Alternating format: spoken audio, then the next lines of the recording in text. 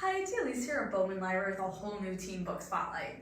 So our theme for this week, we are still in our 2022 summer reading, Oceans of Possibilities. So that means we have a whole new possibility theme this week, whole new possibilities badge. So we are all about possibilities of exploration this week. What that means, there's kind of multi-layers to this. It can be about exploring something new, like a hobby, a sport, something you've always wanted to try. It could be about exploring a cause or something maybe you'll get passionate about. You want to make a difference, you want to get behind.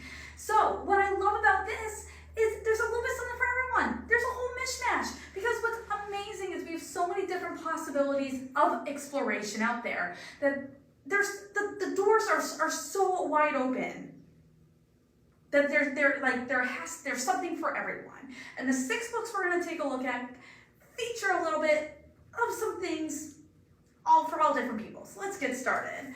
Our first one is Furia. So 17-year-old Camilla, who is also known as La Furia on the soccer field, she's growing up in Argentina with dreams of becoming a professional soccer player for a team in North America.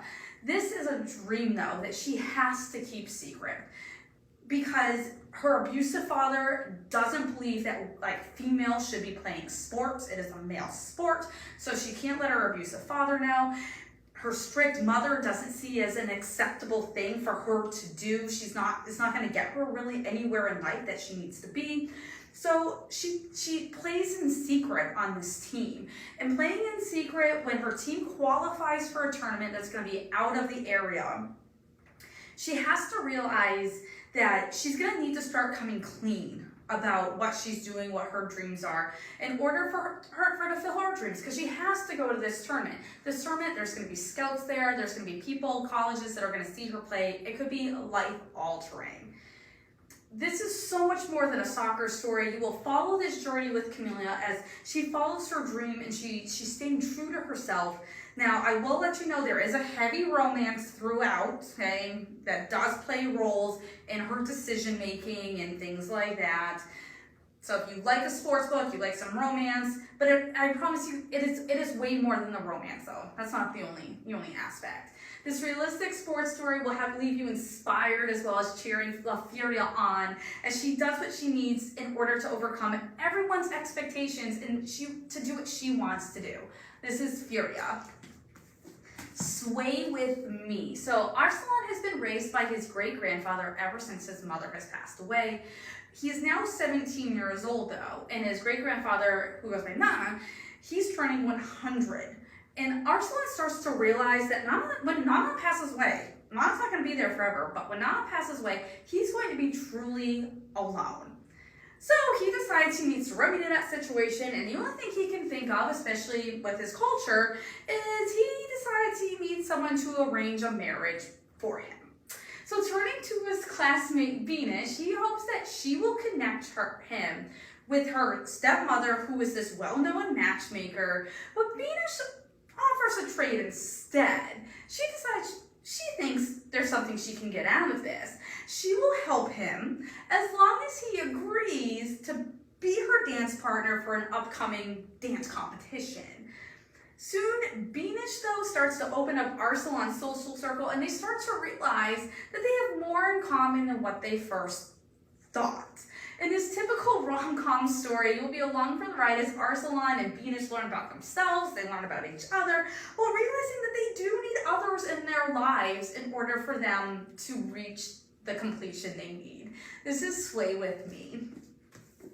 Cracking the Bell. So Isaiah is a high school senior who loves everything football. That's what he lives, breathes, all of it, dreams, everything.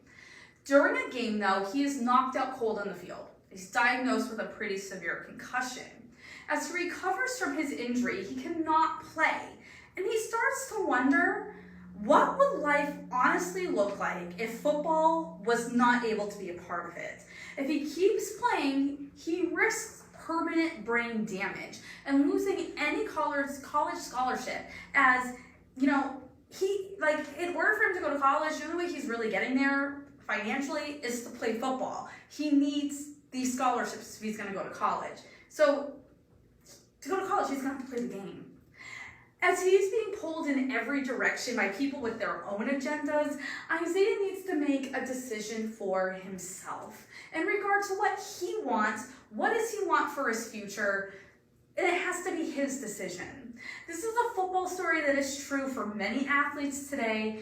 Many athletes are in positions where they have to decide, is it their health or is it their love of the game they are playing? This is cracking the bell. For the win. So, in the near future, okay, in our world, there is this huge market of massively multiplayer online role-playing games happening. It is so huge that teenagers all over the world are forced to work for these corporations in these games. Okay, so there are corporations that own these games. They hire teenagers. They're basically almost like slave labor, though. Now these corporations, they amass like game wealth by these teenagers, and they then take this wealth that these teenagers earn and they sell it to other players at extremely profitable margins. Now, these teenagers are employed for wages that are so minimal and the working conditions are deplorable. So these teenagers get together and they decide that they are going to do something about it. And what do? Well, they naturally start a union. With the help from gamers all over the world, they start to make a change that they are ready for, but the wheels of progress are not going to roll as easy as they think it will, because these corporations view money more important than people. Now, this is a look at gaming through a global lens, also examines concept of economics, inflation, social justice, and it's something that could truly, honestly happen, or it may even be happening today, and we don't even know it. Cory Doctorow does an amazing job. He writes so incredibly forceful and realistic. Highly recommend it for the win. Let Me Hear a Rhyme. So it's Brooklyn 1998, and Kadar and Jarrell are grappling with the murder of their best friend Steph. Not wanting their friend to be forgotten, they find Steph's demo tapes of him rapping. And with the help of his sister Jasmine, they come up with this idea that they start to promote Steph as this new and upcoming artist. Even though he's dead, they're going to promote him that he's new and upcoming. As people start to listen to his music and he starts to gain in popularity, more and more people, including these big record labels, they start to get interested in this music and this person known as Steph, and they want to meet Steph. But again, remember, the only problem is that he's not alive. He's dead. As the lie starts to get more and more complicated, the three friends are forced to confront what happened to Steph that fateful night, and what are they willing to lose individually as a group from each other. This is part mystery, part exploration of friendship. If you love rap, hip hop, that like 90s music, there's so many references to that genre, to that time period. You will want to read this book. There's, again, so many layers. The mystery part is phenomenal. This is Let Me Hear a Rhyme. And our last one for this week is instructions for dancing. So Evie always thought true love existed. Those were her favorite stories, her favorite books, as well as she saw it in her parents. That was their story. Things come to a crashing halt, though, when her parents announced one evening that they were getting a divorce. And then shortly after, her father announces that he's going to be remarried. Deciding to be done with romance, like she's over what her father's done to her mother, she decides that she's going to take all of her romance books and she's going to donate them to a little free library in her neighborhood. It is there then that she runs into a lady that is also at the little free library, but this woman insists that she takes this book called Instructions for Dancing.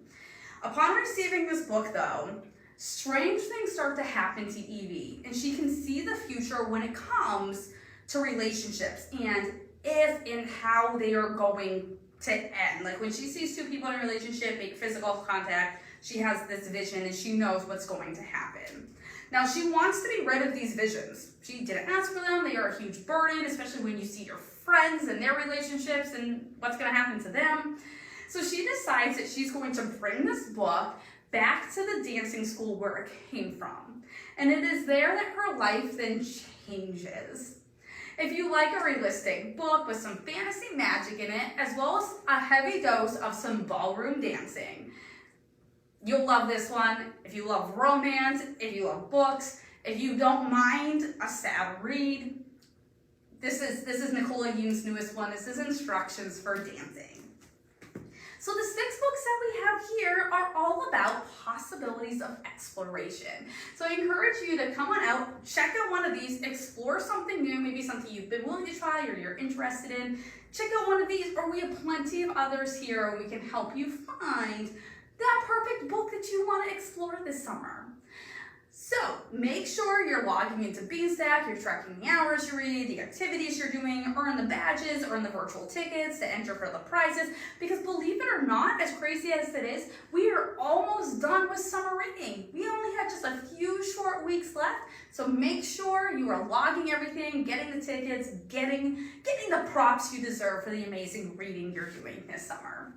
I hope you tune back next week when we have a whole new Teen Book Spotlight with our next theme in our summer reading series, and I hope you have an amazing week.